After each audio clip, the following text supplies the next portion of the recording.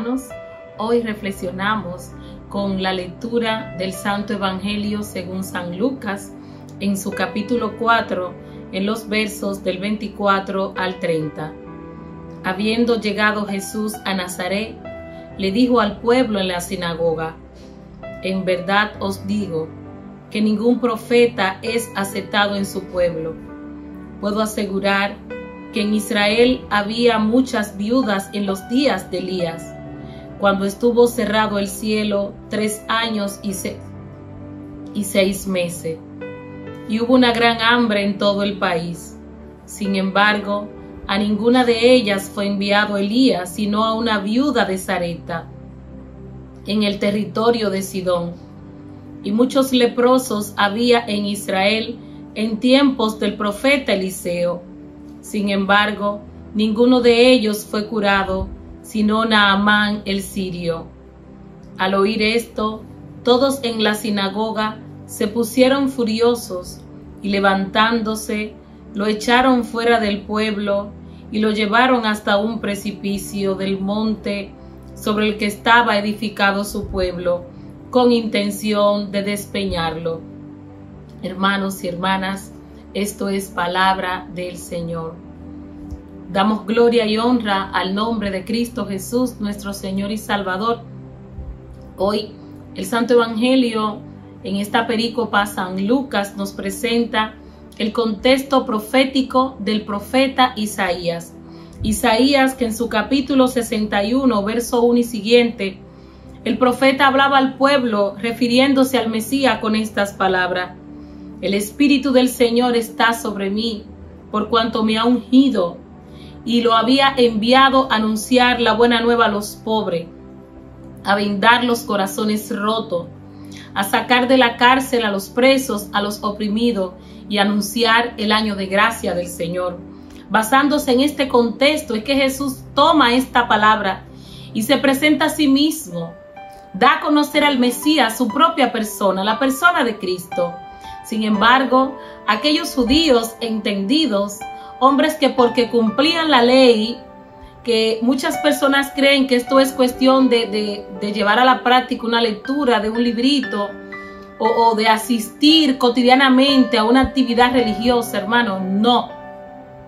La conversión va mucho más allá de un tiempo determinado, va mucho más allá de un asistir por asistir o de cumplir algo porque así se te pide o porque así se te ha enseñado, no. Jesús hace referencia en este inicio que ningún profeta es aceptado en su pueblo.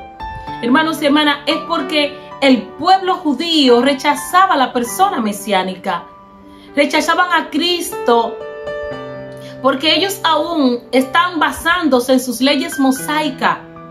Ellos están esperando algo que no es lo cual revelado por el profeta Isaías y que en versos anteriores había leído y que ellos no podían interpretar, porque aún no habían aceptado a Cristo como su Señor y Salvador.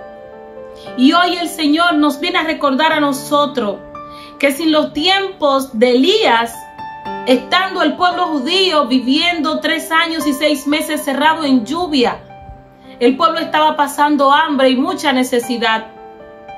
Esto implica que cómo es posible que Dios envíe a su profeta de turno, a Elías, a dar de comer, alimentar y saciar una viuda pagana de una tierra extranjera. Y es que esto, hermano, es dando respuesta a que en esa época Israel estaba en una época de apostasía. Israel era infiel al Dios de sus padres, al Dios de Abraham, al Dios de Isaac, al Dios de Jacob, al Dios de la alianza. Bendito sea su nombre y bendita su presencia. Y es por esto que vemos que cuando tú y yo somos infiel, cuando no hay un cumplimiento verdadero desde nuestro corazón, ser cristiano implica conocer a Cristo, conocer a Jesús. Esto parte, hermano, de una experiencia de amor. Porque aquella viuda experimentó el amor del Dios de Israel. Cuando el profeta se le aparece y se manifiesta toda aquella acción de misericordia. Asimismo, dice el Señor, el profeta Eliseo. ¿Qué acontece con Eliseo?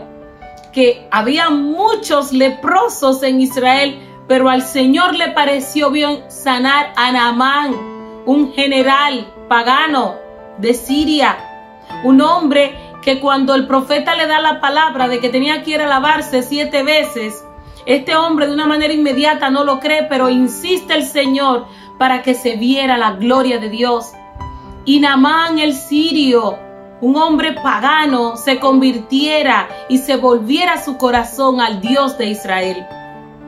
Y aquí vemos que Dios no hace distinción de persona. Sin embargo, para Israel la salvación era exclusiva para ellos. Aún no podían entender que el amor de Dios que se derramaría en la cruz del Calvario, en esta acción de amor, era para toda la humanidad. Era para que todo aquel que creyera y abra su corazón, acepte a Cristo como su Señor y su único Salvador.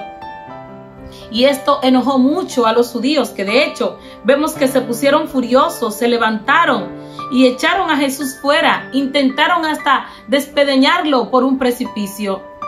Pero no les fue posible porque aún a Cristo no le había llegado su hora. Y esto no iba a impedir la furia, la maldad y la envidia de los hombres. Nosotros tenemos que ser multiplicadores de la gracia. Tú, hermano, servidor, siervo de Cristo Jesús, Cristo vivo, tenemos que compartir con los demás lo que Cristo ha hecho en nuestras vidas.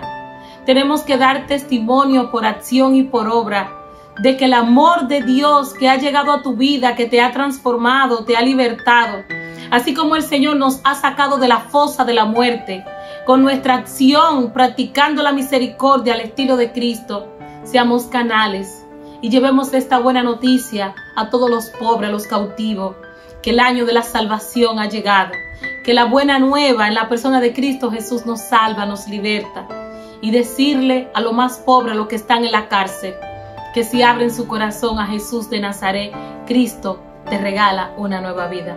Bendiciones.